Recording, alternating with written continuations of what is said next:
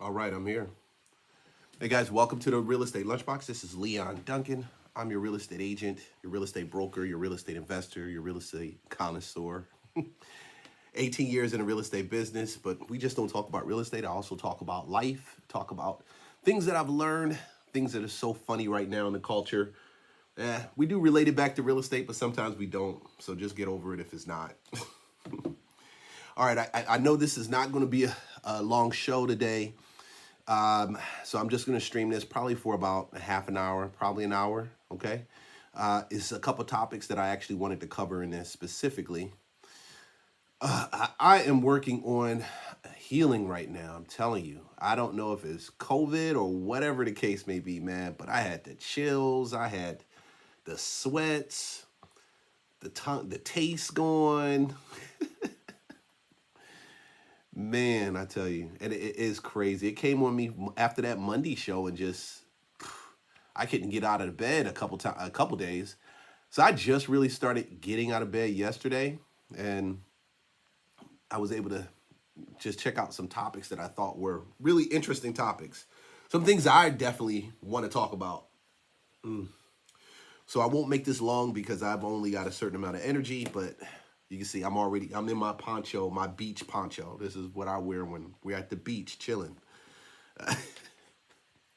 I'm just chilling like that right now. I feel like it, man. But hey, if you do hit us up with a super chat, I will definitely shout you out. Appreciate your time, your effort. So not taking too long, getting into this. The thing that kind of got me the most about this story was more or less had to do with the changes that were taking place in New York. And so I had to jump in here and to talk about this, man, because this is crazy. What's this first one I want to talk about? Yeah, let's hit this first one up. Let's go ahead. Let's roll with this real quick. All right, President Trump. Oh, damn. You know, it's so crazy. You could tell I'm not feeling all that great. I didn't even plug up the speakers. I mean, speakers were not connected. Oh my gosh, bro. And if you didn't hear me the first time, Leon Duncan, Real Estate Lunchbox. I do this Monday, Wednesday, and Friday. Please like, subscribe, follow for more content. If you're watching this while it's streaming, leave a comment. I definitely will reply. Leave a super chat. I will definitely shout you out. Share this with someone. I'm going to talk. This is probably going to be more heavy real estate. Like I said, I've only got about a half an hour to about an hour. I jumped on here. I hadn't streamed on Wednesday, so I definitely want to get out and stream today because it's a lot of topics and things that I see just sitting down, scrolling that I'm like, I just want to talk about this. So let's start with this first one. Let's roll. Posting on True Social, people live in homes, not corporations, and he's pushing Congress to act. It's a move intended to reinvigorate the American dream. We want to preserve the wealth that a lot of people have accrued in their homes while also making it possible for young people to afford their first home, make it affordable for young families to raise young families. I think if you really give people a sense of ownership in this country, a sense that they can build something, build a nest egg, build a family, that is the trick to reinvigorating the American dream. So is banning large housing investors a path to the American dream or a government intrusion full of unintended consequences? Jillian, what do you say? Can I come to you first on this? What's your reaction? Awesome. Okay. I remember this in 2020 specifically. And I sold my house in 2021, and one of these investment firms wanted to actually buy the house so they could rent it out. And I have much younger siblings who've struggled with this. And I was seeing young people swarming the internet complaining about the fact that companies like Zillow were buying up all these houses to rent them out and make the younger generation forever tenants. I think this is awesome. Okay. I can't understand it from your perspective, but from a layman's terms, I think it's great, and I've heard it's a huge problem. I feel a little debate brewing. Oh, really? Okay, teach me. So let's see. Jackie, I'll come to you next. What do you think about it? So I understand the president has a problem with housing right now. Rates are high. Prices have just gone up since the time that you're talking about. Really, they were on the rise into COVID. And then with low rates, The prices just really kind of got out of control. And so something has to happen to balance the housing market. We understand that, but I'm just not sure that I love what he's doing here, because I really am a free markets person. And I think that, you know, going and saying that one entity, investors or private equity, can't buy these homes and rent them out, I mean, where's his authority to do that? I think he's going to be questioned and potentially need congressional approval to be able to do this. Yeah, and the biggest thing, just to give you some insight why I'm really qualified to speak on this, I spent probably the last 4 or 5, longer than that, probably 6 years dealing with institutional investors. When I say institutional investors, I'm talking about people that decided to get together in a corporation. They're backed typically by Wall Street money, and they buy. Sometimes it's not Wall Street money. Sometimes it's just people who pull their money together and they want to buy portfolios. So what they do is they go through different parts of the country, they locate certain market areas, and they buy it. So I'm in Atlanta, they buy in that market area. So I'm in Atlanta.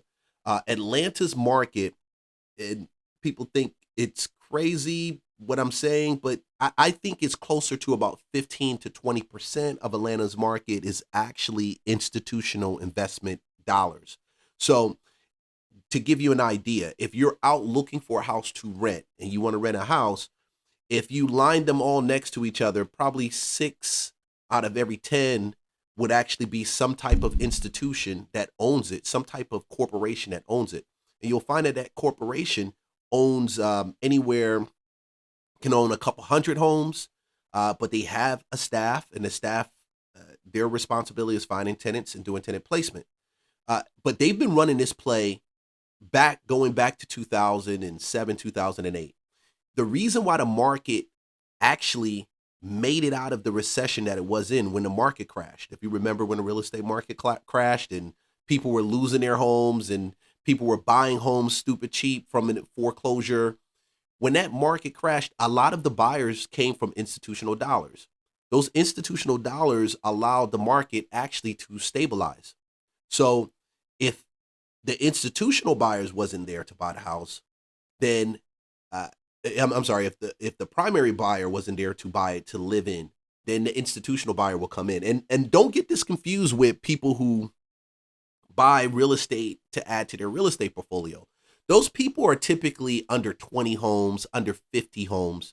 They're typically around 20 to 25 homes. That's the private mom and pop institutional investor. My private mom and pop corporate investor. That means you got an LLC and you started it with your buddy or you, and you guys may have a little bit of money.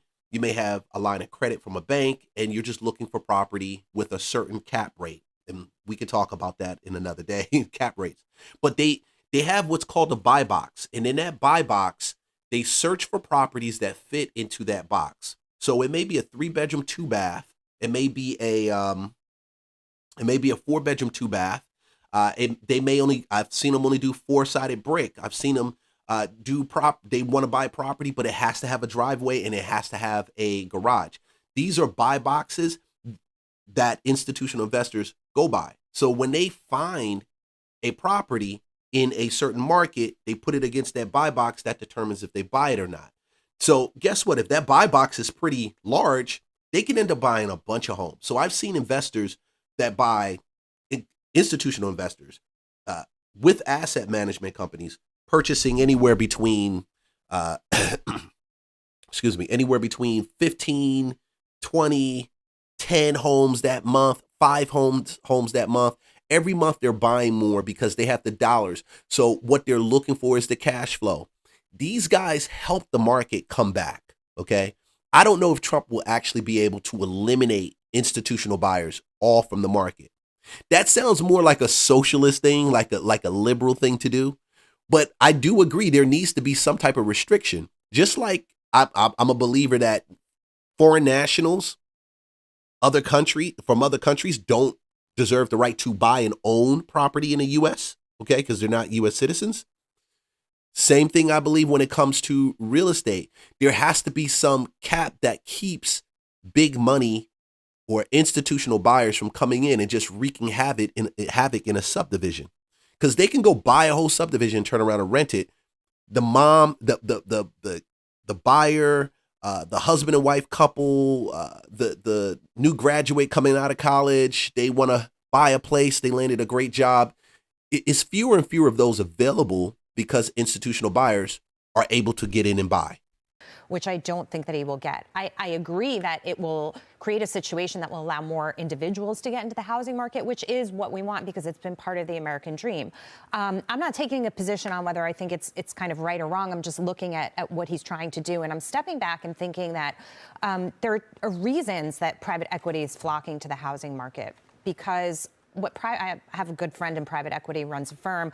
Traditionally, what they would do is take basically troubled businesses and either try to turn them around or break them up, sell off the parts. That's one aspect. Private equity has really branched out and fanned out into so many different things now, including the housing market. But I'm thinking about smart people sitting back saying, how do you make a good investment given the lay of the land and the way things are today? And so housing seemed like it was a good option, which is what attracted all that capital there. Well, it wasn't just a good option. You had a lot of houses that were sitting there and fewer buyers than ever before. So we would our recession wouldn't have ended. I truly believe it wouldn't have ended as fast as it did. And some people say it wasn't fast. I mean, you had a couple years, right? But no, that thing could have actually went on for decades. Okay, because when that market is down and housing is so down, it affects everything. It affects everything.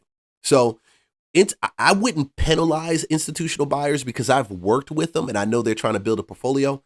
But I know that there has to be a certain cap in that market area, meaning I would think that they would have it where you can only do 15% in a specific market, or you can only hold 10% of your portfolio in a specific market, or you can only hold 1% of that particular market or less than 1%. However it is, probably put a dollar amount or probably put a single family housing amount on that particular market. However they choose to do it, don't penalize. I'm not for penalizing institutional buyers, but I am for limiting their access to the buyers, to the properties in the market. Now, don't get this confused with the mom and pop, because mom and pops are the ones that do the fixer-uppers. They fix it up. It may be a husband and wife couple. It just may be a husband. It may just be a woman. Who knows? It typically is one person or two people with limited amount of cash, and their goal is to fix and then to flip the property for capital. Very dangerous thing. I've done it, lost money, won money doing it. So be careful when you do that. It sounds glorious until you find out that it's not working. Like people don't pay their bill, all kinds of crazy stuff that happens. So you've got that, and then you've got the mom and pop who may locate one or two properties. Like I know one guy, he's probably got about 12 properties in his portfolio right now. He buys one piece of property each year because he works in corporate America, has a great corporate job, but he invests in one property each year. So he's got about 12. He's been doing that for the last 12 years. His father told him how to do that. When we spoke about it and he started going through it, I said, it's a basic strategy. It's not complicated. These are the people that you would deal with when you have to pay your rent. I mean, you want to deal with someone you can touch, you can feel. I've been in that place before where I rented a place where most the owners lived in France, and they owned about, I think probably about 800 houses in Georgia. 800. That's a lot of houses in Georgia, and that was only one part of their portfolio. So, and it became very, very hard, man, to turn around and get things fixed. I mean, you would call them, they would send probably the most average person out. That person, I can't get it fixed. I got to come back tomorrow. I don't have a part. And one day, what takes one day ends up becoming 3, 4, 5 days.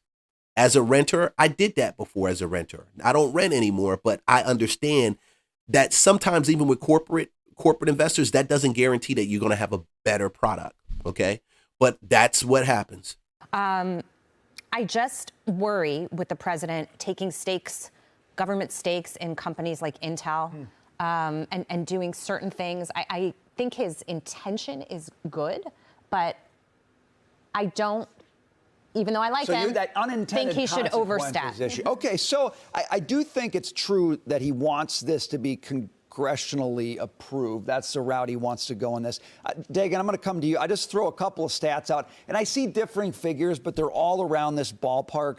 Large institutional investors, like the kind being targeted here, own about 2% of single-family rentals, about 1%, slightly less, of single-family homes. So they loom. Those numbers are not right. I mean, I guess if he's looking at it nationally, probably, who knows? But I think you got to also focus in what market, because they don't own 2% in California. Like, institutional investors won't buy in California because the rate between the taxes, insurance issues, and rent caps, it's insane. It's insane. So I think that number is kind of off when he's saying it, but it depends on if it's where they're kind of gauging it at, you know? Large in our imagination. We could debate the numbers, but numerically, I don't think they're as big as we think they are. But maybe you've got different data. They are huge. The numbers are huge. Think of it, even if I said 15 to 20% of the inventory in Atlanta, 15 to 20% of the houses that can hit the market at any given time, whether on market or off market, because a lot of them do shopping off market. So let's take an example, Open Door, right? OfferPad or Open Door. Open Door, just like Zillow tried to imitate and do, Open Door probably leads the way in buying houses as is and giving you a cash offer, okay? Are they suffering? Yeah, they're suffering. That business model on the corporate side is causing them to suffer. Open Door makes it now, when they buy that house, they can turn around and liquidate that property on the back end to one of these institutional investors. So they're getting it from you and you're getting the money that you need. But on the back end, that property's not going to stay with Open Door, because Open Door, they're not landlords. They're almost like the mid guy. They hold the property. It's like a holding company. They just hold the property, do some real cheap booty renovations, bad renovations, and they put it back out on the market for you to buy. Or if they decide, hey, we can't renovate this, this is not going to give us the return we need, then they'll turn around and sell it to one of their institutional investors on the back end. Okay. And sometimes it never even makes it to the market for them. Sometimes it'll sit on the market for a period of time and then it'll go to an institutional investor if a buyer doesn't buy it. You can take it away. The large institutional investors like Cerberus, Blackstone owns a couple, I think a couple of, they bought Home Partners in 2021, a $6 billion deal. Tricon Residential, that was another 38,000 U.S. rental homes. It's worth noting that Steve Schwarzman, Blackstone's chief executive, is a great benefactor politically to President Trump's political operation for many years. So 2% of the nation's single-family rental housing stock are these big institutional investors. 30% of single-family home purchases beginning of last year were investors. But it's the small. And that needed to happen. When you don't have enough buyers that qualify to buy homes, or you don't have enough buyers that can afford to buy homes, we're talking about an affordability issue. If that property stays on the market for an extended period of time, it's just going to drop in price. It may get sold, it may not get sold. These institutional buyers have made it quite easy for homeowners to actually sell their property without having to go and list it on the market. So they have great benefits. It's very strong benefits with institutional buyers, investors. And one thing I'm going to throw in here too, if you are trying to invest in real estate, and let's say you just aren't in the position to go out and buy a single family home, 3-bedroom, 2-bath, whatever the case may be, some of these portfolios are in REITs. REITs are real estate investment trust. Real estate trust, they're a company, the best way to describe it is a company that has a certain buying portfolio and it's public. So you can earn, which I do, or my dividends for REITs that I enjoy buying into, dividends on that on a monthly basis. So it's almost like earning income and owning a property. Of course, the more stocks you own, the more shares you own in that company, the more you get paid, of course, each month. But depending on how many shares you own, don't go buy $40 worth of share and think you're going to retire off of it. They're a pretty steady, consistent asset. They don't really run up so far or run down or anything. They pretty much stay consistent, and that's why it's great to park your money for cash flow in there. But if he does that, I'm of the mind that I may exit out some of the REITs that I'm in, because if this does go into place, it's gonna affect them in some way. Either they're gonna have to liquidate their portfolio, or it's gonna cap how much they can actually get. Investor that accounts for 90% of the market of investor owners. So when President Trump talks about this, how big is big? Is it just Blackstone's?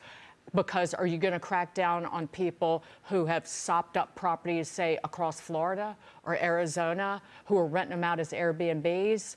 Because quite frankly, those people are keeping properties off the market. Nah, she's completely off on that.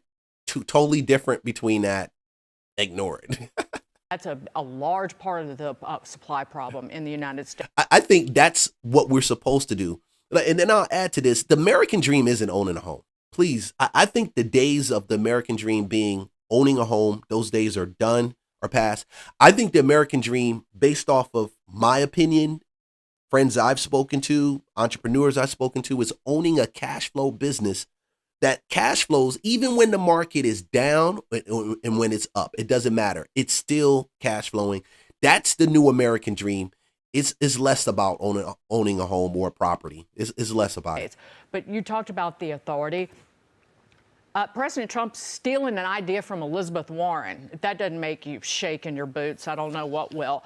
But President Trump has shown that he gets to meddle in your business and will happily do so. That is established. Intel taking some of the revenue from chip sales of NVIDIA and AMD to China. But that's called one ginormous bully pulpit. And he may have no way of actually banning the purchase of single-family homes by these investors, but he doesn't need to actually ban it. He doesn't need to screw Blackstone, as an example, on home buying. Blackstone knows that President Trump and his ilk can screw them in other ways on regulations or the power of the federal purse. So you can throw your weight around in a major way, and whatever the benefit is derived by these big firms from buying single-family homes, they're just going to stop doing it to prevent him from getting big, mad, bigly ugly at them in other ways. So it's the power of the bully pulpit. I don't like it, but that's what's going on. And I would argue they're probably not out there even sopping up these properties at this point. See, first of all, I'm going to buy some of that Fannie Mae stock. But, I think she's missing a point, because this approach came up with Kamala. She was campaigning off of it. She said, hey, we're going to kick out corporate investors out of owning property. There's really no way you can actually do it. I mean, if I look at Dodd-Frank, which was an issue which affected, in our space, we call that owner financing and financing deals, and some of the things that you could not do at closing. Like it used to, if you ever heard of someone said, hey, I got $10,000 back at closing, and they don't do that anymore, that's Dodd-Frank's. They put that into place where you can't collect money at closing any longer or get money back if you're buying a piece of property. So things and rules like that restricted how you can actually move. But that was based on the federal lending side. But if we look at it now, which is better, REITs or fractional share ownership when it comes to new low entry level real estate concepts? I think Daryl Turner, thanks for chiming in. Thanks for the comment too. I appreciate it. I think it depends on where you're at. Okay. The thing with fractional share ownership, it's very similar to REITs. You don't really own it. You own the company that owns it. With REITs, if you have a fractional share model, and tell me if I'm wrong, from what I know about this fractional share model, you own that particular property spread between multiple individuals. Now, to me, when I own property spread between multiple individuals, not housed in an LLC, then you're now left to what these individuals do that affect your ownership in that your ownership shares in that property. So you got to keep in mind, if you have an LLC set up, and this is not legal advice, I'm not trying to give you legal advice with this, okay? This is for entertainment purposes only. My experience on it, when you have this fractional model set up and you're sharing that ownership with other individuals and it's under an LLC, you're now liable for things that they have. Okay, you're liable for things that may take place with them. It's almost like a partnership, and I don't like that. I've been burnt with partnerships. I'm of the belief, if you can do it yourself. Okay, do it yourself. Me and my wife, we bought our first Airbnb property by ourselves. We didn't do it with a bunch of people. We didn't do it with one of these models that were out. Now, what I like about REITs, you don't have to manage nothing. You don't have to manage it. You're not dealing with profit loss statements. You're not dealing with collecting rent. You're not dealing with a property management company that's not getting rent. Then they got to put the people out. The REIT handles all of that. Okay. New low entry level real estate concepts. I'm going to tell you about this. I'm a fan of creative real estate and I love creative real estate. But there are times for creative real estate. And if you're trying to build a portfolio long term, I would say control the asset in that creative real estate deal. Don't give it to somebody else to control. Don't partner with other people to control. Try to control that asset 100%. Because in a creative situation, and that is a creative type of situation, you're left now to, depending on how you get into it, the knowledge of other people to navigate those challenges. So if those people haven't done any type of fractional share ownership before, if it's a company that's set up that does fractional share ownership, I want to know how fast I can get in, how fast I can get out. See, with REITs, I can go online right now, go to my Fidelity account, and I can sell all my holdings in that particular company. I can have that done in a matter of hours in a matter of minutes and exit out. Real estate, you can't do that. That's the biggest thing with real estate. You can't exit out as fast as you get in. And you think, okay, 30 days to get into an asset that pays you 1% of what it's worth monthly. That's great. 30 days to get into it. But to get out of it is really just going to depend on the season, man. If you try to exit out of some of these share positions and it requires them to sell the asset, or you got to sell the house, you're stuck. I mean, you're stuck. It may be a down market, so many different reasons, you know? Point, you ought to worry about them dumping them on the market and driving home prices down. Oh, interesting. Okay, Taylor, let me get sentimental for a second. Okay, I'm going to get not economic. I'm going to get sentimental. All right. I think there's non-economic value. Bingo. In owners occupying homes, family formation, all that kind of stuff. Okay, so you probably don't like this idea either, is my guess. Are there other good things that could be done to encourage that wouldn't be so market distorting or invade private property? Like, I don't know, maybe could you get a bigger homesteading tax break at the federal level or something that would advantage living in the home that you own? I throw that out. Yeah, and I don't think they incentivize it enough for private owners to actually own the property. The incentives are corporate, owning the property, the tax write-offs that you get under that LLC when you own it. It's not, to me, it's not large enough when you buy a property. That I know that's the reason why Robert Kiyosaki had that issue when he said your house is not an asset. And a lot of people got upset. And I do agree with him because, I've had property that pays me each month, but I tend to pay my house note each month. So I have to pay my bill each month. And the value is really in having all my children, my wife, under one roof, you know, the shared experiences of the backyard, shared experiences of Christmas, shared experiences of all those different things which money can't buy. Okay. So when I kind of look at what he's trying to do, I think it's a great thing. because the reality of it is BlackRock, they're gonna own, if they keep buying at the way that they're buying right now, they can potentially own 50%, if not more, of the country's housing. It's not like they're capped in their financial situation. And there's so many untapped markets right now in real estate that people haven't even tapped into. Like, for example, I'm in Georgia. I was recently looking at the Augusta and Columbus market, South Georgia. I never looked at it before and just realized, man, it's a very linear market. You're not talking about highfalutin places like Buckhead, where you're dealing with high prices. Everything's pretty much 200, 150,000, some cases 100,000, depending on where you go. And you're always going to have somebody to rent there. You're always going to have a blue collar renter who works either at the local factory or somewhere to rent there. That is what they're looking for.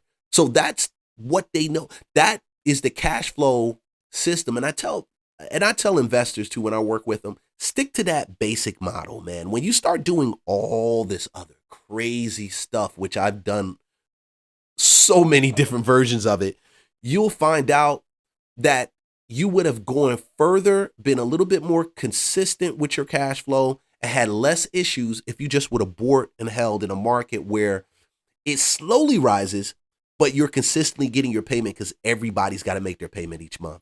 They work, so they don't mind making their monthly payment. There to you, because the sentimental side of me wants maybe something here, maybe there's nothing there. No, so Jillian, I agree with you from that sentimental point of view. I was talking yesterday about how my in-laws were in a neighborhood, and a big corporation, a big institutional investor came up, and they moved because it deteriorated the value of the neighborhood, the community, right? When you have a community of renters versus owners, we know that it changes what it looks like. As a homeowner and a renter myself, I know that when I'm a homeowner, I typically take care of the property a little bit more. When I'm renting, I don't care as much if I accidentally scrape the wall. I'm not there doing my whitewashing to really get that scrape off. And so when we think about a neighborhood and the non-economic incentives of owning a home, I like home ownership in a theory of teaching responsibility.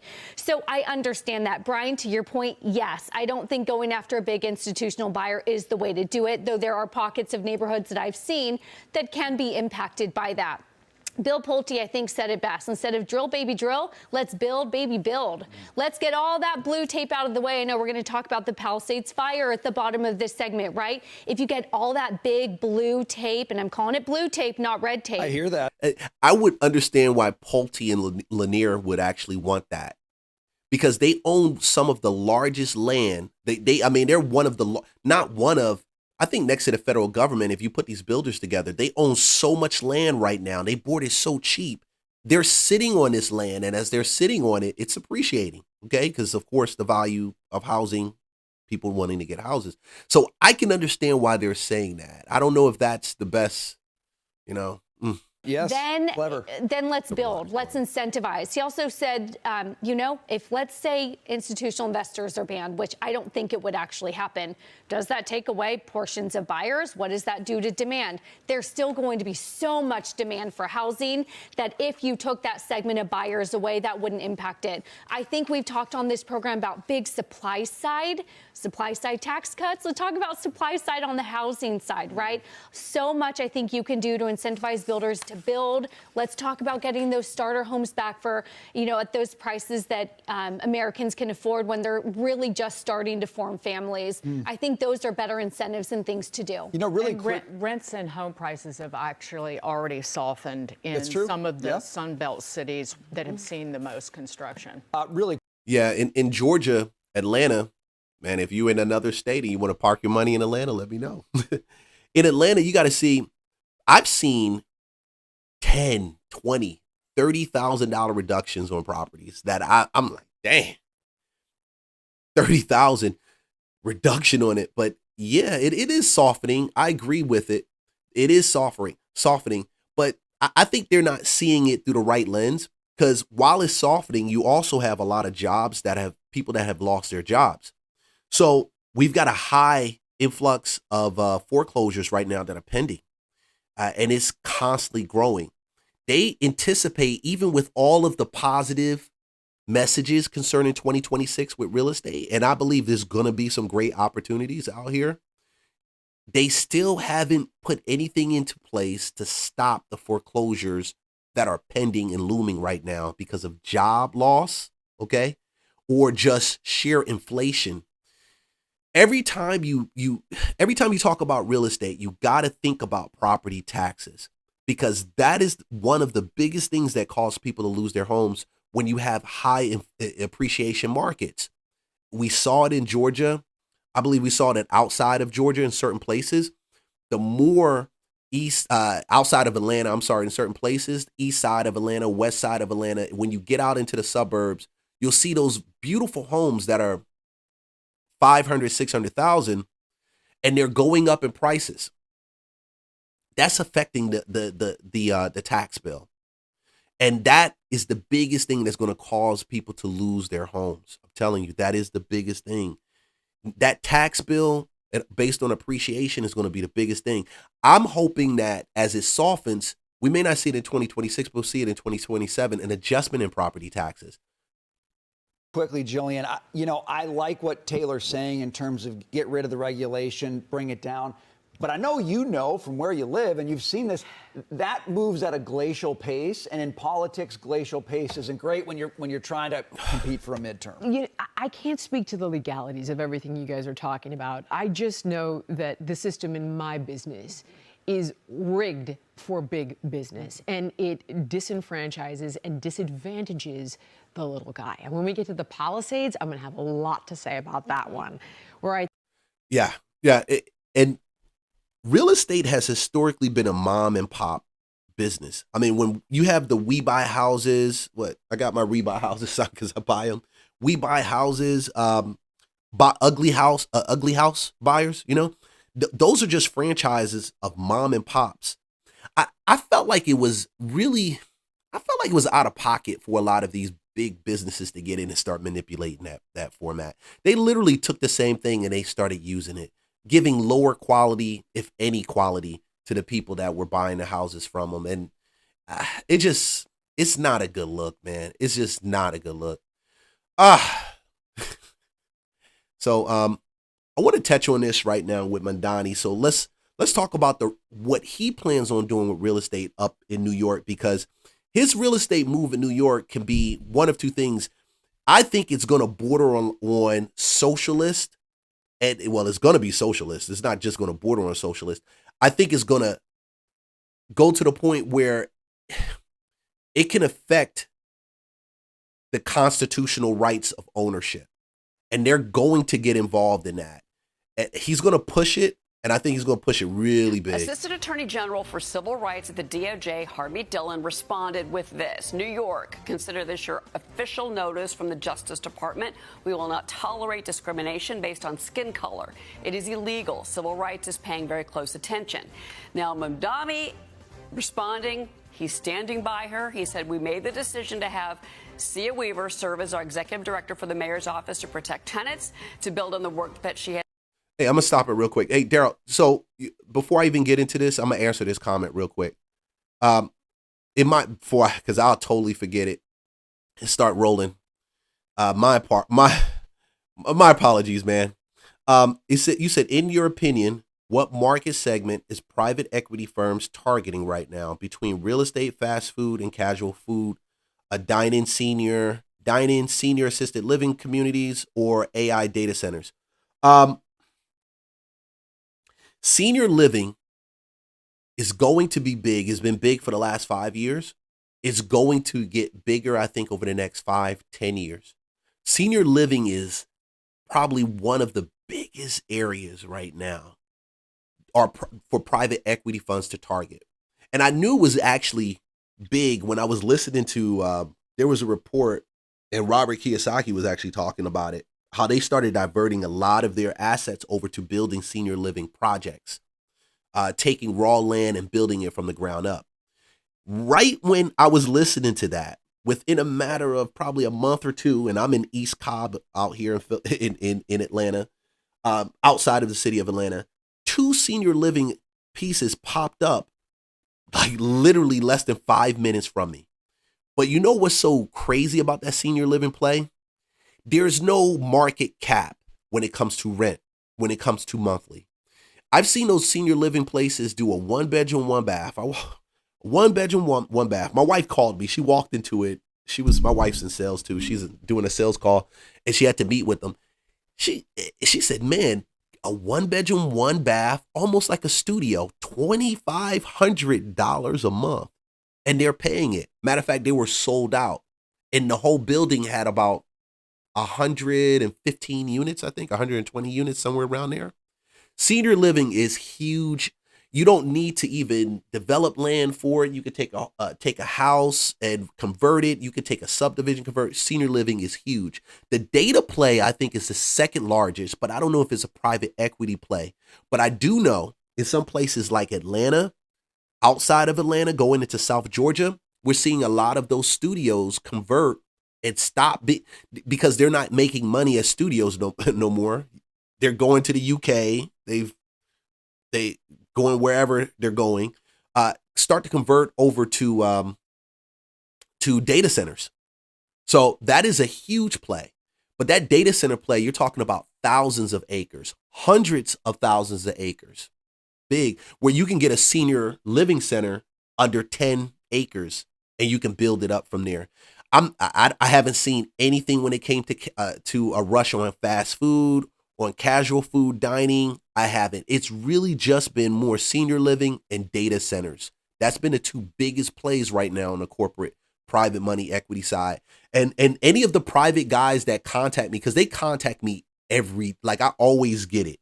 Always get, hey, we're looking to buy. These are just people that either work for larger, they're trying to get the deal so they can just assign it to them, or get the deal so they can flip it to them, or just sometimes they're in-house looking for it, but they're always looking for stuff, which I've seen, where they can now convert it into some type of senior living establishment, something like that, or they'll do the single family. Yeah, it's like that. But multifamily also has been one of the biggest plays too for private equity firms. Multifamily has been a huge play. And I keep saying multifamily is not going away. Even when we look at commercial loans right now, which is crazy in the commercial market, some people believe it's tanked. I believe it's not. It did tank it, but it's coming back. But when you talk about just it as an asset in itself, it's not going to stay down. It's not going to stay down long at all. Yeah. Done to protect tenants across the city. We were already seeing the results of that work. So a couple of points here. She was nominated for the City Planning Commission in 2021. Jumaane Williams, public advocate, nominated her. The City Council of New York City would not confirm her because they felt that she was too radical. The tenant protection job does not. It's an appointment. Radical, by the way. It's an appointment. But the Washington Post editorial board, guys, writes this: how she plans to navigate the little problem of constitutionally protected property rights remains unclear. But the elevation of someone with such ugly and racialized views into a position of authority in America's biggest city, fresh evidence. Mamdani wasn't joking when he said during his inauguration, no apology for what we believe. And I have more posts. Can you explain what she's talking about, Cheryl? I mean, if you're talking about, she says that we are going to have to rethink our relationship with our property, going from individual to collectivism. What does that mean? Are you saying that we're supposed to share our home with people we don't know? What is she saying? They want the city to take over property. That is the ultimate goal. I'm going to say it now. That's what they want, Maria. They've talked about it. Remember, this is the same mayor who said as a candidate that he wanted to tax white neighborhoods. Yeah. And by the way, have you ever heard the phrase POC? I have. People of color? I have. Okay. I've done a lot of work on. I didn't know that was like used that way. Well, POC. I mean, just say people of color. Look, when people tell you who they are. I'm not even going to laugh at that, bro. Believe them the first time. You know, I mean, This is not a surprise. This is not new. This is exactly who he said he was going to be. This is the kind of people he surrounded himself with. And a lot of people said, how could this possibly happen? Well, It happened, and here we are. Maria, I can kind of answer your question here. Something else I found in her 2021. Okay, good. This is an op-ed. Yeah, Here she please wrote, as landlords exit the market using state action to acquire properties and leverage disinvestment to convert thousands of homes into publicly and democratically controlled land housing. She wrote that in 2021. By the way, Eric Adams. So you don't have any rights to your home after you worked your life to buy a home. It's your home, and now you're talking about they're going to just redirect it and be governed by the state. Well, this is the fairness narrative that so many people have bought into, that it's unfair that some get and some don't. So let's spread the wealth. He said he was a Democrat. So this is about to end. Hold on, let me let this socialist. finish. This is I'm gonna what tell you he what I think. is. This is what he believes. This is what he's going to try and act. I don't think it's going to be possible for him to put it through, but well, the Constitution might be a problem. So the biggest thing with this, to me, it's a setup. The reason I say it's a scam, you're looking at the taxes for these properties in Atlanta, in New York, extremely high. It's crazy. If you can't put renters in and you have caps on your rental rates, what you can charge for rent, it's going to affect your taxes because you can't pay your tax bill. Now, there's some people, they can carry that for an extended period of time. We see it already. New York has a ton of vacant apartments that are just sitting down there. When I was looking at some of these pictures and videos, man, one particular one of this property manager walking through a New York apartment that hadn't been leased out. And it had been like that for the last 2 years, just crap lying around. It's like the people lived there and just, they were there, they had to leave, and they just left most of their stuff or junk just lying around. So now you've got blight, you've got all this decay that's starting to take place because you cap the rents. They can't go past a certain amount. But the reason I say this is a scam also, they don't turn around and give them an incentive for them to actually do caps on their rent. There should be some incentive when it comes to like your tax bill on a property. Because what is it? We want to make profit. We want to be able to cover our tax bill. We want to be able to do those things. It makes it harder to do those things when you cap it and then you turn around and you attack it based on the taxes. And New York has a huge issue when it comes to taxes, man. That Manhattan downtown area, the tax bill, I had a cousin that actually sold her brownstone and moved to Atlanta. And I knew when she bought the brownstone how much she paid for it. And she had only owned it for about, I think like 8 years. That's a good time, 7, 8 years. But her tax bill during that time, she was like, Leon, that taxes is freaking high. The taxes get insane. So that's a brownstone, three-story brownstone. And she had 2 renters, first on the bottom, all the way at the top, and she's in the center. She made great money in doing that. But at the end of the day, she was still capped by how much she can charge the renters upstairs and downstairs, but her tax bill stayed the same. So now he's coming in and saying, hey, if you don't get this right, if you don't conform, we're going to end up having to take the property. If you don't fix it, if you don't eliminate the blight, the decay, you don't incentivize it. Incentives are what drives development. Like, we don't do certain things if we're not incentivized. And we do certain things that we're not incentivized to. But honestly, when it comes to business, you build, you buy, you develop where the incentives are. So if they're doing incentives, that's like that green approach. When they were giving incentives for green, that Green Deal, everybody was getting into it. People were getting, oh yeah, electric cars, all of that. He has yet to come out with some level of incentive to get landlords moving in a direction that he wants. So I believe the reason why he won't do it, knowing it makes sense to do it, offer any type of incentive, is because he wants the property. The government has the ability to do eminent domain, take a property for a reason, right? That they find or they deem justified based on their guidelines. And whether they're building a road going through an area and this house lies right in the middle of a freeway where a freeway is going to be. By eminent domain, we're going to pay you market price. But he's not even talking about paying market price or anything like that. Just taking their property because it's sitting down there. But the cap rates are the reason why it's sitting down there. And the high taxes are the reason why he's not doing anything to it. He's got to cover the tax bill. Joining us now, New York City Apartment Association CEO and former New York City Assemblyman, Kenny Burgos. Kenny, fantastic to see you.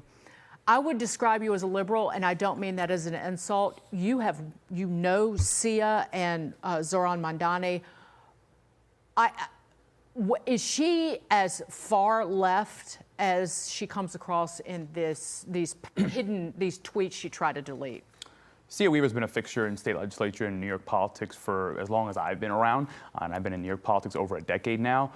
And she has been very consistent in her views in housing policy, consistent with what we've seen in tweets and in media, what's recently come out. It's only up until yesterday that she supposedly regrets these comments. She's been pretty consistent over the years. So she clearly is no fan of landlords, who, by the way, are the people who provide the places where most New Yorkers live in this city. She's ideologically way out there. Is she technically and executively good enough to get done all of the things she thinks she wants to do? Or is she somebody who talks a big game? To actually say that home ownership is a weapon of white supremacy, to me I think is ignorant and is stupid. I don't think that home ownership is the American dream anymore. But it's not a weapon of white supremacy. If anything, I think it's the most freest and liberal thing that you can do as an American citizen is to buy a home, to build a homestead, like to have a place for your family to live. To me, that's it right there. Like that statement, when I saw her make that statement, when I heard that statement, it being a weapon of white supremacy, I realized, I said, this lady, she doesn't quite understand what she's advocating against. She doesn't quite understand it. And if I'm correct, I think her family owns like $1 million property, $1.4 or $1.2 million house. But she's not going to make anything horrendous happen in this city. Well, let me be clear. Sia was one of the main architects of the 2019 rent laws that completely decimated New York City's housing stock, and specifically the rent-stabilized housing stock. So I won't go as far as saying she's not capable. She is, because she has accomplished some pretty detrimental policies already in New York State. She's now just been given an official title from activists to now a title within City Hall. My concern is you couple Mayor Mamdani's goal of a rent freeze with Sia Weaver's past and goal of taking away private ownership, and you have a recipe for disaster here in New York. To own real estate should be a privilege. It should be something that you work and you obtain and you obtain through putting your effort. Housing is a requirement for everyone. I mean, I'm a believer that everyone should have a roof over their head. You know, when I drive down through Atlanta and I see some of these guys living underneath bridges and they're living in tents, I don't believe that. I mean, I believe there should be a place for them to live. Every person should have a place for them to rest their head. But to own a place, to be the owner, to benefit from the appreciation, that's not something that we just give to people because they want it.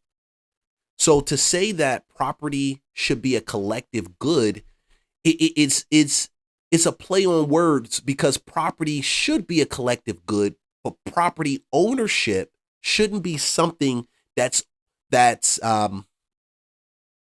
just freely given to everybody. If you can get into it through your credit score and through your income, I'm like all for it. You should get it. But for some people, they don't even need to have it, or they shouldn't have it. They don't even take care of their rental that they already have. One of the biggest things was before we even got our property was how well do we take care of our actual rental, like that we're living in. We didn't own the rental. We just rented the rental. So let's treat it like we live, like this is our house, with some level of care. We don't need to have the landlord. If he said we can paint the wall, let's paint it, and let's do our painting here so that the place looks great when we hand it back. So not everybody has that mindset. Okay. So to use that wording, I think is kind of a play on words, honestly. And she knows what she's doing. What does that disaster look like? Excuse me, bankruptcy. I mean, we have rent-stabilized buildings right now selling per apartment for less than the price of a new SUV, and that is credit to Sia Weaver's work back in the legislature in 2019. She is now coming in to sort of put out that fire. She's the arsonist. She's the arsonist that has put these tenants in bankrupted buildings, in the buildings that Mayor Mamdani has gone on his first day in office, looking at peeling tile in the apartments. These buildings are falling apart because they have been defunded per the law that Sia had supported and Mayor Mamdani also supports back in 2019. And they're only going further down this road.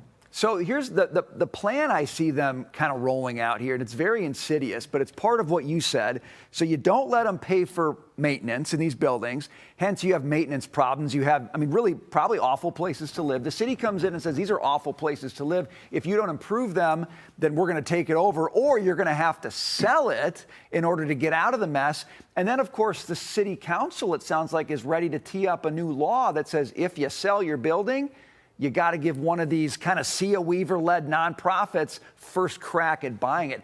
That's, I mean, it may not be extortion, but it's pretty dang close to it. I mean, it's a pretty nefarious. It's a con, it's a scam. It's a scam. It's like saying we get first dibs when you get ready to sell because we pressured you into selling. And then I got to give you first dibs on it. That means you got to get the first bank. You get to send in the offer before anybody else, and you know also where I'm at. So you know I'm distressed and I gotta sell at this point.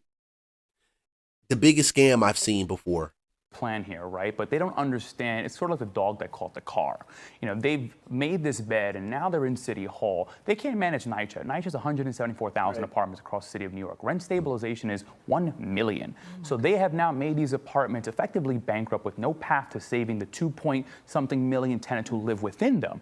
So there's no capability for the city between cash and capacity and capability to actually manage these buildings. So it's going to be interesting to see what path they go.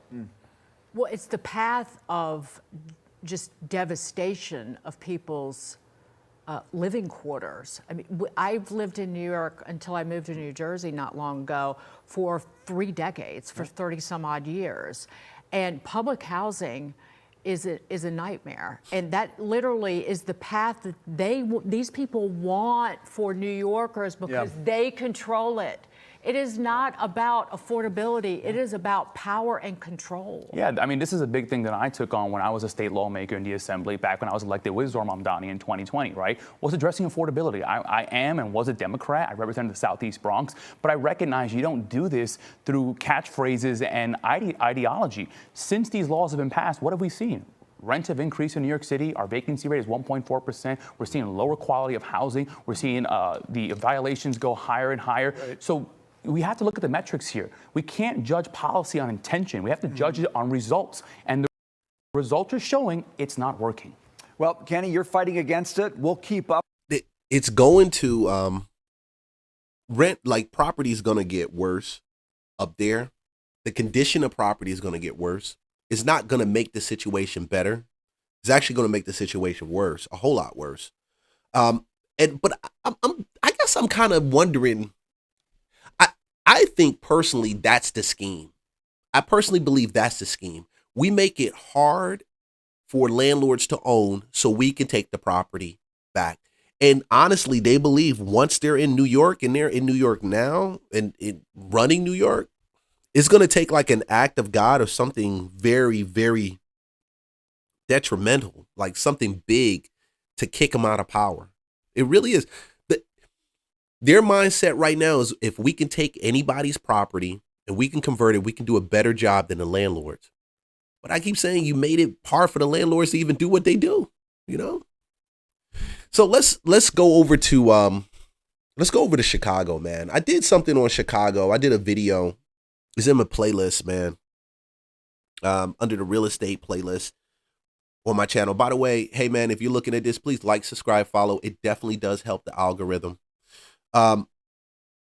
New York, I mean, Chicago is one of those places, man. I'm sad about Chicago, bro.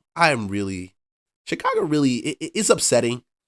And when I saw this video, it even made me more upsetting. It just spoke to the level of ignorance, in my opinion, that, unfortunately, some people who look like me, some of my brothers, you guys they don't really see it.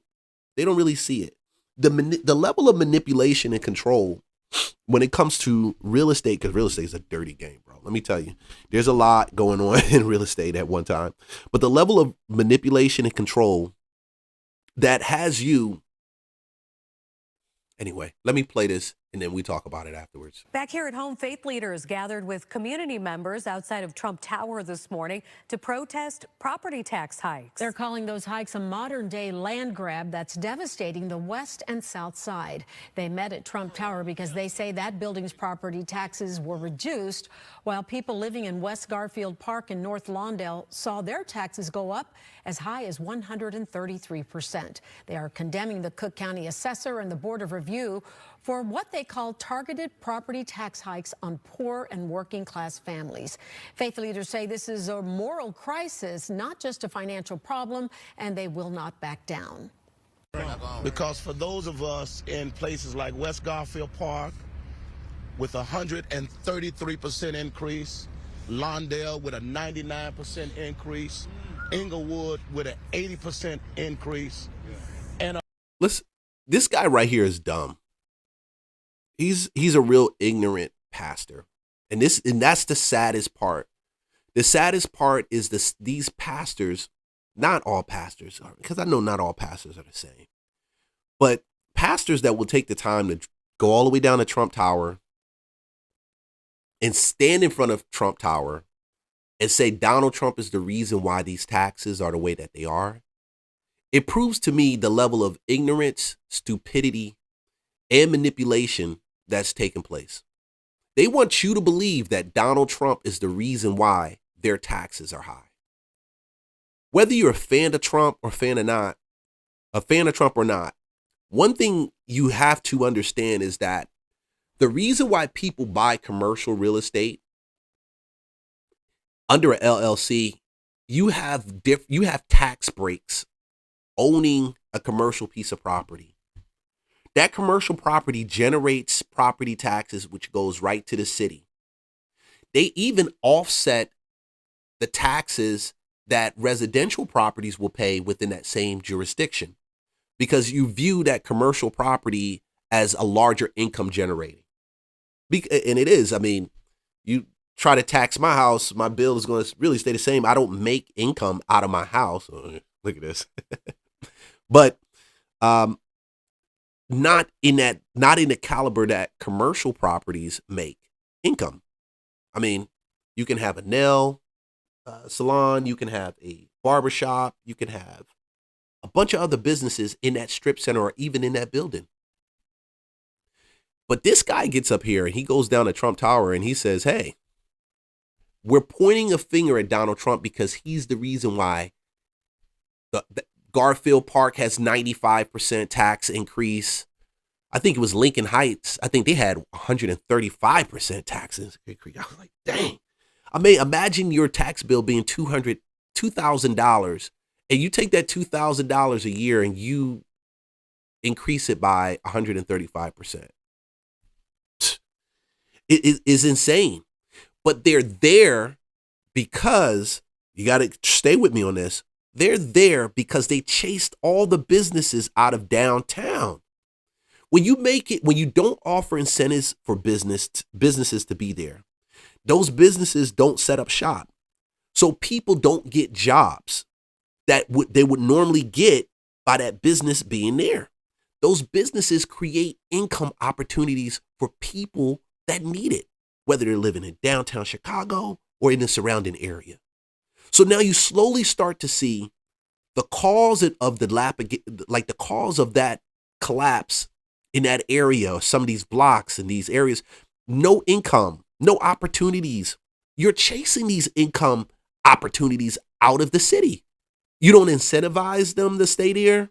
You penalize them, and then you turn around and you want to bring Chicago's deficit by $1 billion on their tax bill, bro. $1 billion. That's a lot of freaking money. $1 billion to be in deficit.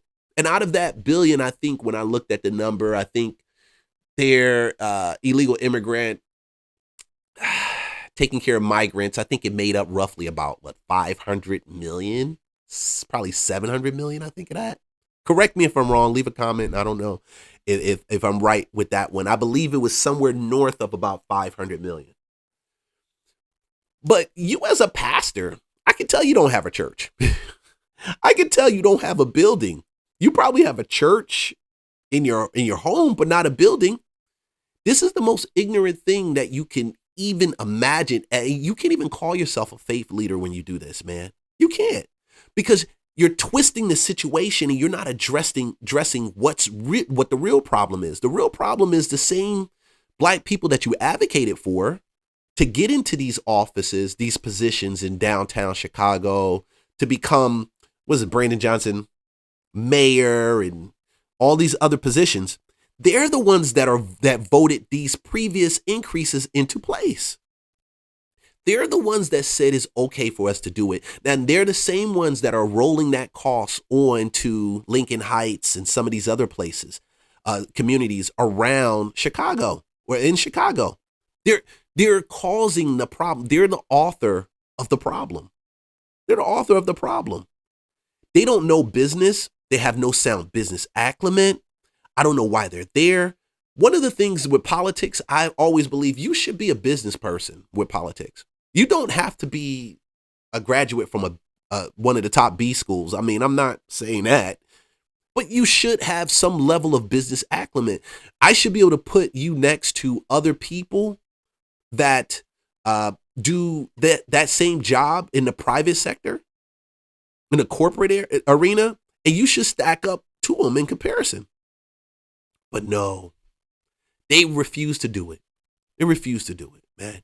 And the people that believed these guys to go out and vote for them, they're as much to blame for this as the people who voted it into place. You guys have become the author of your own demise. 39% reduction for Donald Trump. And so clearly, Donald Trump gets the tax break, and on the west side, we get the tax bill. I didn't see anything that proved there was a reduction in any of the commercial property at stake in that area, whether Trump Tower or any of them. I haven't seen anything like that. If you know of a report that shows that, please comment. You're welcome to email it to me. The email's in the larger description. I would be happy to read it. But I looked, and I like looking and reading articles and trying to find just a broader perspective on it and get down to the nitty gritty on why. But there's nothing that shows that Donald Trump or any of those buildings got a 39% reduction. If anything, because of the way the tax laws are written, they paid less in taxes than anything else. But when Chicago realizes that they've got to, when they get to the understanding that they've got to bring businesses, man, they're about to lose to Chicago, the Bears also. The Bears might just leave Chicago. That's one I'll talk about, man. That's the downfall of one of the greatest cities in our country. It's just going to crap, man. And that's the worst part about it. When you watch and you see this, and then you see these ignorant mofos get up there and they talk about it like that. They're calling for an immediate rollback and freeze at prior levels. Both candidates for Cook County Assessor have agreed to participate in a public debate on this issue. That date has not been announced. Man, and that's the worst part. That is the worst part, man. You're left with these clowns that are supposed to be leaders, and they're not leaders.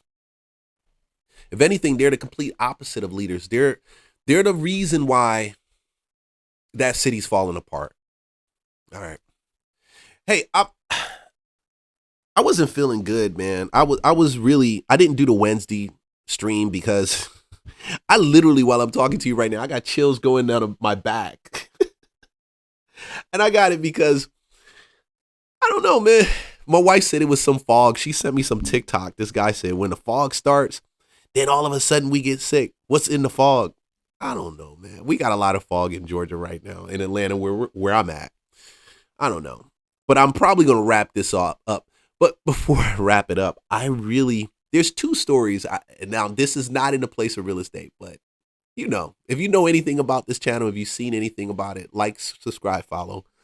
I don't just talk about real estate because you got to realize this is a holistic thing. This is the same reason why I don't just buy real estate when I get the opportunity.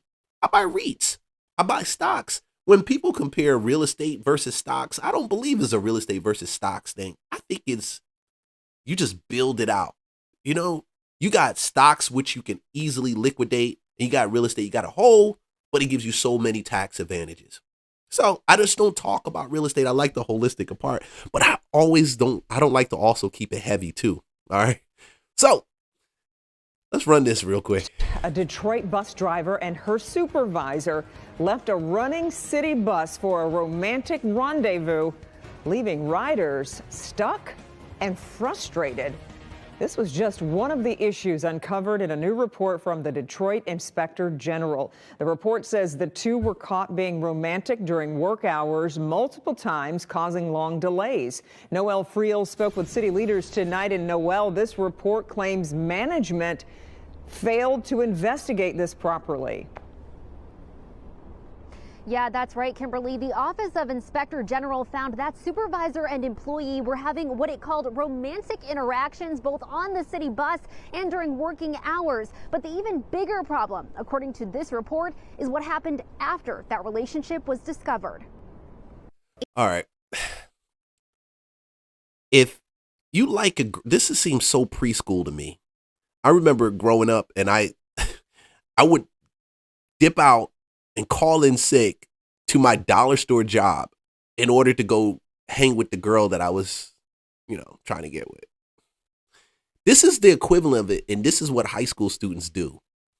And this, to me, this is the part of the culture that we scratch our heads and we wonder sometimes, why is it that Black America and certain Black America, why is it that some of us are at that place?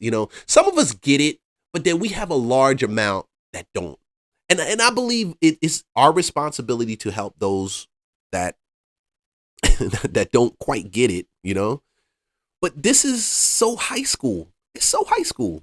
It started with an anonymous complaint back in June alleging that a senior transportation service inspector, Andre Reese, and bus driver Dana Ruff engaged in indecent activity on a city bus. An investigation by the Office of Inspector General uncovered video footage from May 6th showing the two fondling each other on a bus.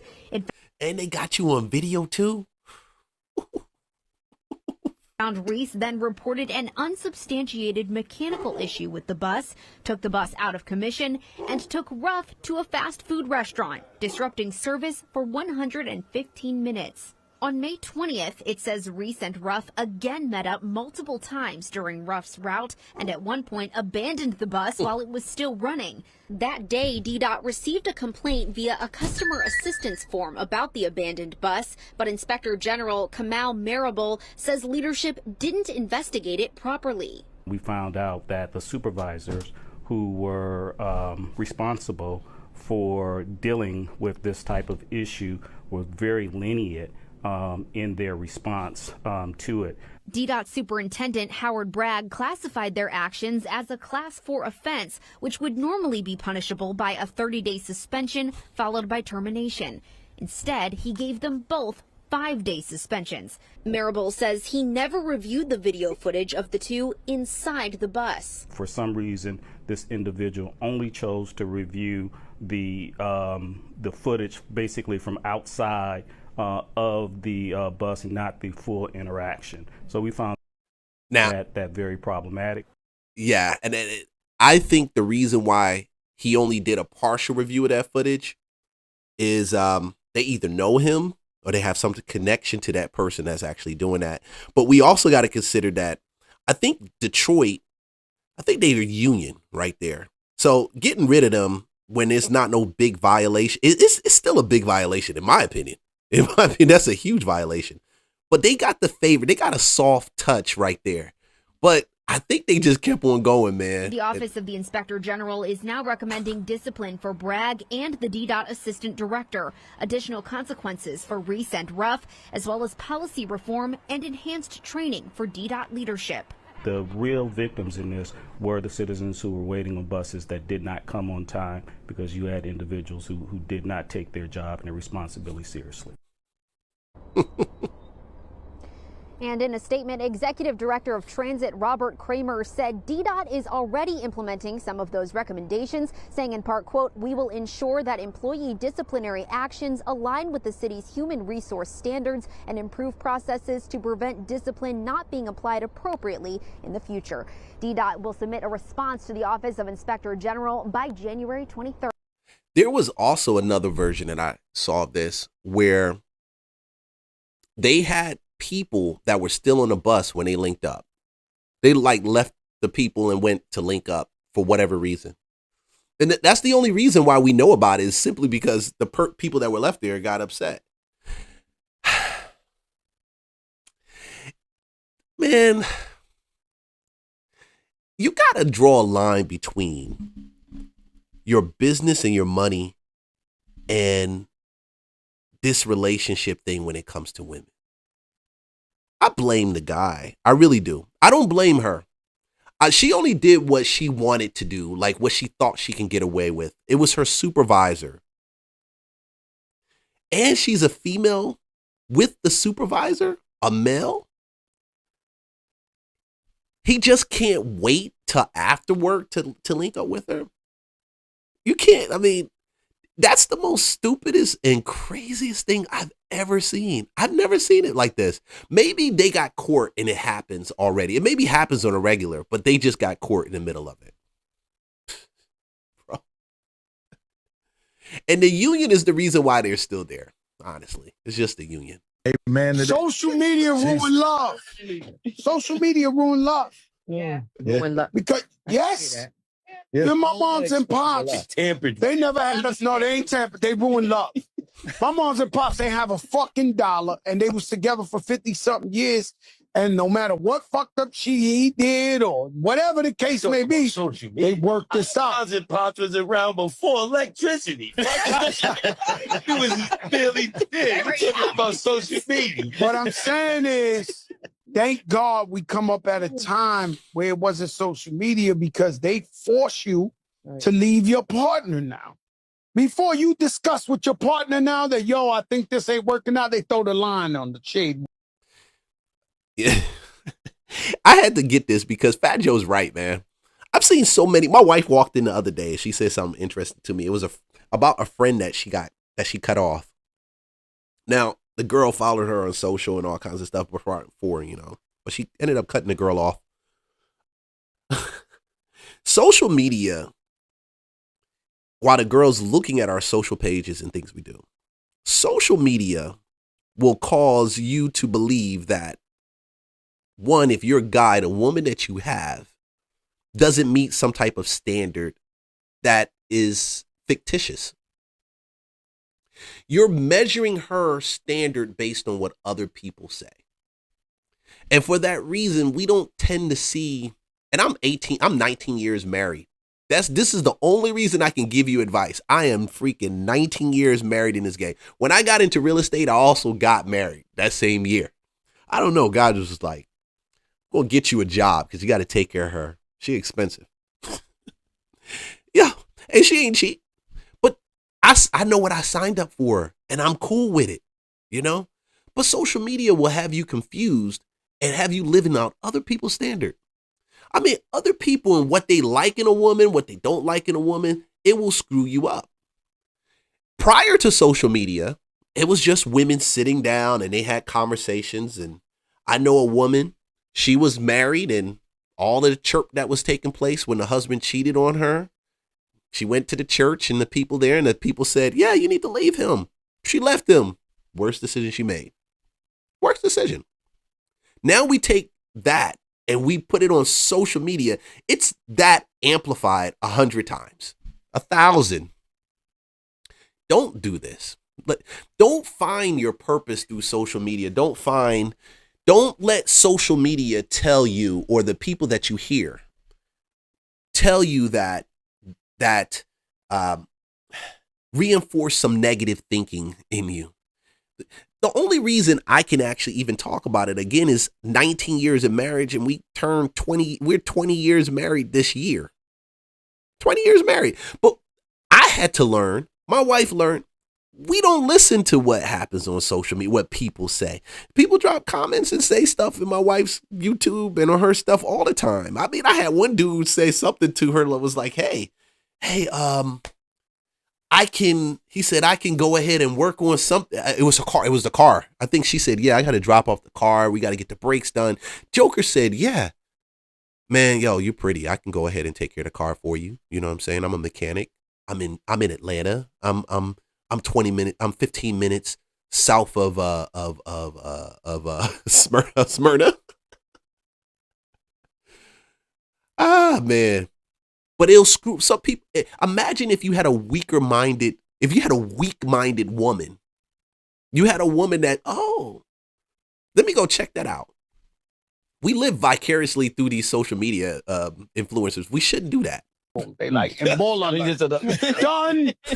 Joe had an argument in public. It's over. And then now the pressure coming, yo, girl, that's why I never did a reality show. Because I was like, now everybody it's something you go through something with your wife or your husband. Y'all can work that out. Now it's on TV and your friend is giving her fucking advice and that, yo, I don't know about this shit. He talking like this. I'd have definitely got thrown out of my house if I had a Fat Joe show or the Cartagenas. Done deal out my house, nigga. Because I'm weird.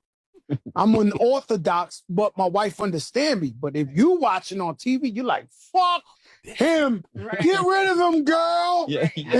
He's not wrong. He's not wrong. This girl told my wife to get rid of me. No, she said, what about Leon? What is he doing right there? I'm like, hold on. This is my house. First of all, you ain't got no man. You ain't got no house. How you going to tell a woman who's been married, at that time it was like 17 years, I think, right? So you know how close it is. What to do with a husband? She know me. She know how fanatical I can be about things. We put it like that. She knows.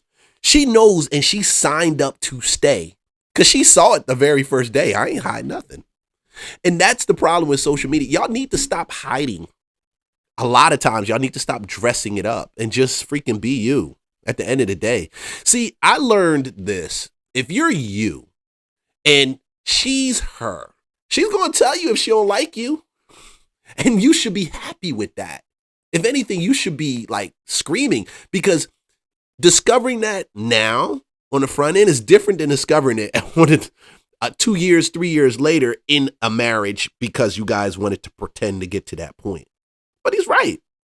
Nobody cared about that when we were rocking. When we was dating girls, talking to girls. Nobody cared about that stuff. We would meet a girl at the Burger King, at the McDonald's, or the Taco Bell, and we'll rap. And we kick game. And do you think, never heard, this is high school. Yeah, going into college too. No, nobody ever said anything to, shit, I want to eat at a better place. Like, what? What you mean better place? Girl, I'm just coming to meet you. My advice, man, be authentic and the best move right now is to meet people face to face. That's it. I mean, you can start off online, but meet people face to face, man. You'll find out more about these jokers that you won't find online. There's no level of texting to me that can pass this. Oh, you should have hit the line. Get rid of him. Here come the line, yo. I feel you. Him. I feel you on that. But shit, everybody accustomed to their partner, certain people, certain way. You know what I'm saying? But that social media shit, it's hard for the youth. Yeah. It is. Yeah. It's a lot of pressure for the youth in every way, shape, or form. No such thing as dating. Huh? No such thing as dating, like asking a girl. They don't know how to talk to each other. My daughter speaks about that all the time. Like, They be right next to you each other. sliding in the DM. Text each other. That's right. They don't know how to be cordial. Like we had to. Safe to say, it's easier for guys now. Before, you had to jump out the whip and be like, hey, what's up, girl? What's going on? You got had that Luther Vandross when you pull up on the whip. So when she get in the whip, that shit come. House is not on. They started to do that shit. Now they take them on a date and they on the phone right next to them like, you want a soda? soda? Sure. I think guys are bolder. Younger guys are bolder now through the text than they are in person. Yeah. That could be, yeah. But you know what's crazy about it is like the standard is like pushed because I tell my sons, I'm like, look, do not pay attention. Understand what social media is entertainment. But you got some people who actually live that. They'll look at certain people that they look up to and say, oh, she wears this. Oh, that's where they go to or whatever. I require you to take me first time. You know what I'm saying? You're going to spend about $1,000 on dinner. It's got to be this first way before we even know each other. Yeah. You know what I'm saying? Yeah, that's true. Remember the what's that bullshit list that with your places you couldn't Don't red lobster. Listen, but listen, every last I think one the of my girls dates, got red it better lobster, now, right? Olive Garden. I think the women rob us. I think the women. Hold up. Cheddar biscuits. Hey man, listen, bro. Taco freaking Bell, bro. Like if she loves you, Yeah.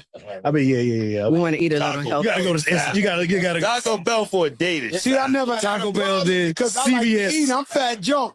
So I'm gonna eat steak and lobster every night, no matter what. You come along for the ride, I don't give a fuck, right? But my thing is, I think the women won. Like they won. Why? Because guys. They won? Yes. Yeah, they won. Because the guys are like manipulators and you're going to get over on whoever you're going to get over. So sometimes a girl didn't know her worth back in the day. And before she figured that shit out, you done ran through, you out of here. Now, at least now they know through Instagram, they like, yo, this is a Kelly. You want to take me out? This is a Kelly, her mask. Go work, get your weight up. Right. Know what I'm saying? And these guys, I don't know what the fuck they doing to get the shit. Because it seems like everybody got a $20,000 bag on Instagram. And he ain't lying. Everybody do got a $20,000 bag on Instagram. But it ain't fake. It ain't real. They got it from New York. They got it from China.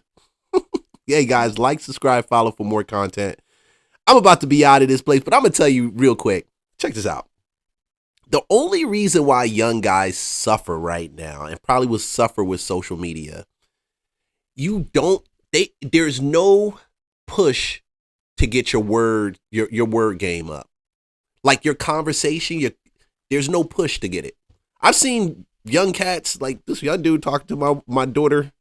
He's a cool young cat, but I can clearly see he's a little shy. Back in the day, we had no level of shyness about it. I mean, I had to learn how to speak to a girl. I had to learn the words that would actually trigger her to say, hey, yo, here's my number. Yo, call me. Yo, what you doing? But there's no press. There's no reason to learn that now. They get away. It's easy. It's easy. Just texting. It's easy. Going back and forth. And it does an injustice too. Because I tell my daughters this. I said, man, listen, what is he saying? What he's talking? What is he about? You're like, what's in his head? You got to force conversation. And that's the bad part. No conversation. That means you don't know anything about the person. And you end up being jammed up down the line. Hey, guys, man. Like, subscribe, follow more content. I am out. I told you, man, I'm not feeling well. I'm working it through. I pushed it through. But I gave you a good hour and a half, yo. I see you guys on the next stream, and thank you for showing up. Definitely all love for everyone who came on this. I love you guys. Thank you very much. We're going to do this again. Probably going to do a show tomorrow. We'll see. You guys be blessed.